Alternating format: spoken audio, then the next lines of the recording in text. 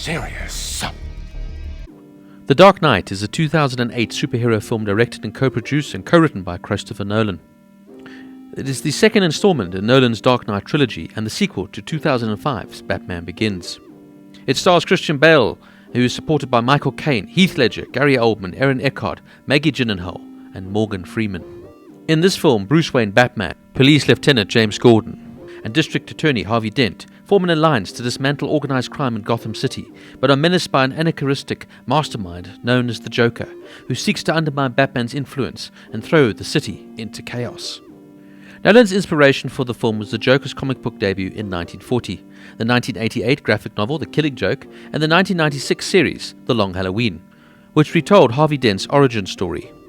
The Dark Knight nickname was first applied to Batman in Batman No. 1, 1940, in a story written by Bill Finger. The Dark Knight was filmed primarily in Chicago, as well as in several other locations in the United States, the United Kingdom, and Hong Kong. The film was the first mainstream feature to partially utilize IMAX 70mm cameras, with Nolan using them for 28 minutes of the film, including the Joker's first appearance. Warner Brothers initially created a viral marketing campaign for The Dark Knight, developing promotional websites and trailers highlighting the screenshots of Ledger as the Joker. Now, The Dark Knight is considered one of the best films of the decade and one of the greatest and most influential films of all time. And with over $1 billion in revenue worldwide, it became the fourth highest grossing film of all time and the highest grossing film of 2008. At the 81st Academy Awards, the film received 8 nominations and it won awards for Best Sound Editing, and Heath Ledger was posthumously awarded the Best Supporting Actor. In 2020, the film was selected for preservation in the United States Film Registry by the Library of Congress for being culturally, historically, and aesthetically significant, becoming only the second superhero film after 1978's Superman to earn the honor. Now, for me, this film is one of the greatest movies of all time. If Batman Begins was excellent and a brilliant take on the Batman, well, this movie just takes it a step further. From the incredible dialogue, to the themes, to the visuals, to the complex and fascinating storyline, this is a magnificent film from start to finish. Every performance is nuanced and perfect. But of course the standout has to be Heath Ledger. According to writer David S. Goyer, the primary theme of The Dark Knight is escalation. Gotham City is weak, and the citizens blame Batman for the city's violence and corruption, as well as the Joker's threats, and it pushes him to the limits, making him feel that taking the law into his own hands is further downgrading the city. Throughout the film, the Joker devises ingenious situations that force Batman, Commissioner Gordon, and District Attorney Harvey Dent to make impossible ethical decisions. By the end, the whole moral foundation of the Batman legend is threatened. Some have cited the theme of triumph of evil over good. Harvey Dent is seen as Gotham's White Knight in the beginning of the film, but ends up becoming seduced by evil. The Joker, on the other hand, is seen as a representation of anarchy and chaos. He has no motive, no orders, no desires, but to cause havoc and watch the world burn. The terrible logic of human error is another theme as well. The fairy scene displays how humans can easily be enticed by inequity and how they could be led to potential disaster. The Dark Knight is a perfect mirror of society in which it is watching it, a society so divided on the issues of terror and how to fight against it that people remain divided on both sides. Former US President Barack Obama used the film to explain how he understood the role of growth of the Islamic State of Iraq and Levant, ISIS. There's a scene in the beginning in which the gang leaders of Gotham are meeting, these men who had the city divided up. They were thugs, but there was a kind of order. Everyone had their own turf. And then the Joker comes in and lights the whole city on fire. ISIS is the Joker. It has the capacity to set the whole region on fire, and that's why we have to fight it. Now let's talk about the players. Christian Bale reprises his role from The Batman Begins, and once again is absolutely perfect in this role. Hailed as Gotham City's Dark Knight, he uses fear against the city's criminals underworld. Bale said he was confident in his choice to return to the role because of the positive response to his portrayal in Batman Begins. He continued training in the Casey fighting method and performed many of his own stunts, but did not gain as much muscle as the previous film because the new Batsuit allowed him to move with greater agility. There's even a part where Bruce asks Lucius Fox for a new Batman suit with a headpiece that is easier to look around. This is a comical reference to the previous Batman theatrical films, in which Michael Keaton, Val Kilmer, George Clooney, and even Christian Bale himself all wore the Batsuits that had solid headpieces that covered their heads, necks, and shoulders.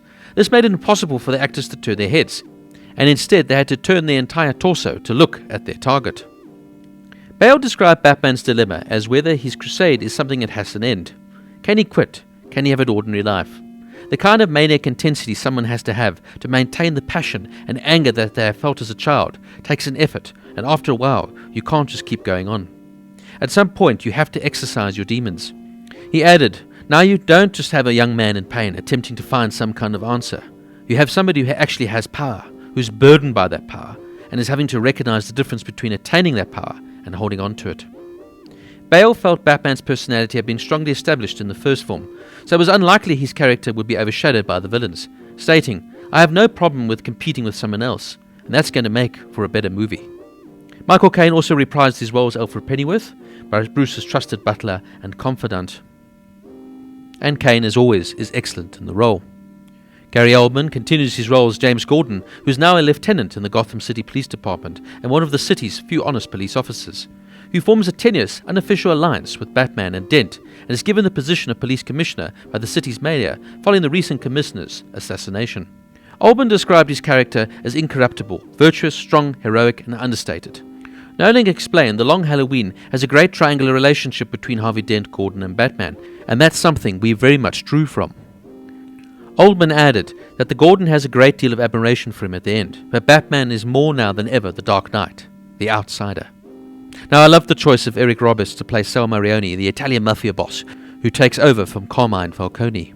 Morgan Freeman is excellent as Lucius Fox, the recently promoted CEO of Wayne Enterprises, who now is fully aware of his employer's double life. He serves more directly as Bruce's armourer for the Batsuit in addition to his corporate duties. Now let's get to the new cast members for this film. Maggie Gyllenhaal, who plays Rachel Dawes, took over the role from Katie Holmes, who dropped out of the role because she chose to play a film called Mad Money with Diane Keaton and Queen Latifah. To this day, Katie Holmes says she doesn't regret the choice, as it is a decision that she made at the time. Maggie Gyllenhaal, though, did phone Katie Holmes to ask her permission if she could take over the role. I felt this was a brilliant casting choice. Initially I was skeptical, as I felt Maggie Gyllenhaal wouldn't necessarily be the right actress, but boy, she plays it perfectly. She brings a gravitas to Rachel Dawes' character that Katie Holmes never quite managed. And creating the menage a trois now, with having a relationship with Harvey Dent, but still in love with Bruce Wayne on the side. She tells Bruce he must either choose her or choose Batman. And now this is a choice that weighs heavily on Bruce. Must he sacrifice his own happiness in pursuit of this crusade? And when he loses her, literally, as she dies, it's a realization that even as Batman, he can't stop everything and save everyone. And now he has to ask himself the question, was it all worth it? Then we have Aaron Eckhart as Harvey Dent, the district attorney hailed as Gotham's White Knight, whose campaign against the criminal underworld leaves half of his face disfigured, turning him into a murdering psychopath with a split personality, bent on revenge. Nolan and Goya had originally considered using Dent in Batman Begins, but they replaced him with the new character of Rachel Dawes, when they realized they couldn't do him justice.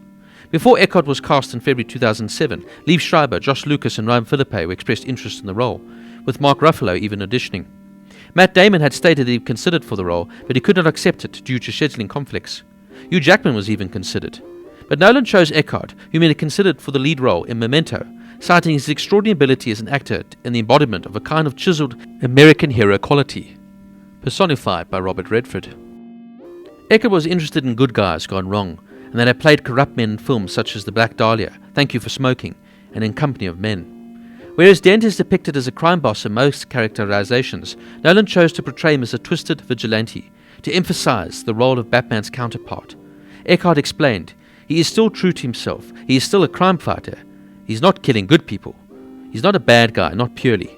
For Dent, Eckhart kept thinking about the Kennedys, particularly Robert F. Kennedy, who was idealistic, held a grudge, and took on the mob.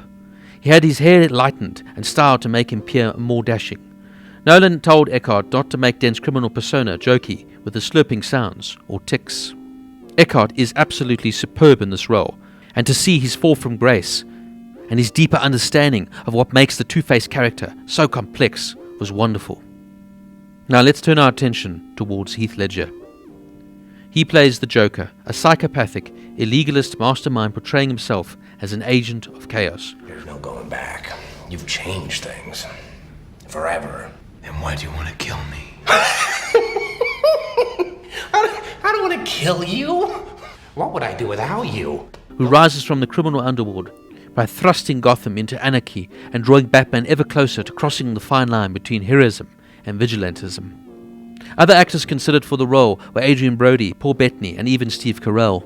But Nolan had always wanted to work with Ledger, and Ledger had even auditioned to play Batman in Batman Begins. I was first skeptical when I heard Ledger was going to play the Joker. I couldn't see the guy from The Knight's Tale playing this iconic role. How wrong was I?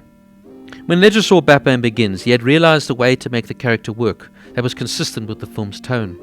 He described the Joker as a psychopath, mass-murdering, schizophrenic clown with zero empathy. In the film, the Joker has a Glasgow smile. His trademark chalk-white skin and red lips are makeup rather than the result of chemical bleaching, as is used in traditional portrayals of the character. Throughout the film, the Joker states his desire to upset social order through crime and comes to define himself by the conflict with Batman. In preparation for his role as the Joker, Heath Ledger hid away in a motel room for about 6 weeks. During this extended stay of seclusion, Ledger delved deep into the psychology of the character. He devoted himself to developing the Joker's every tic, namely the voice and sadistic-sounding laugh. For the voice, Ledger's goal was to create a tone that didn't echo the work of Jack Nicholson in the 1989 performance. Ledger's interpretation of the Joker's appearance was primarily based on the chaotic, disheveled look of punk star Sid Vicious, combined with the psychotic mannerisms of Malcolm McDowell's character Alex Delage from Clockwork Orange in 1971. In the documentary I Am Heath Ledger in 2017, Heath Ledger's vocal coach of the movie, Jerry Grenell, stated that Heath continuously licked his lips due to the prosthetic coming off when he spoke. He eventually made this a tic of the character while he was filming. For inspiration, Heath Ledger read The Batman Killing Joke and Arkham Asylum, A Serious House on a Serious Earth. Heath stated, "There's a bit of everything in him. There's nothing that's consistent." He added, "There are a few times he even surprises me." Ledger was allowed to shoot and mostly direct their own videos that the Joker sends out as warnings. Each take Ledger made was different from the last.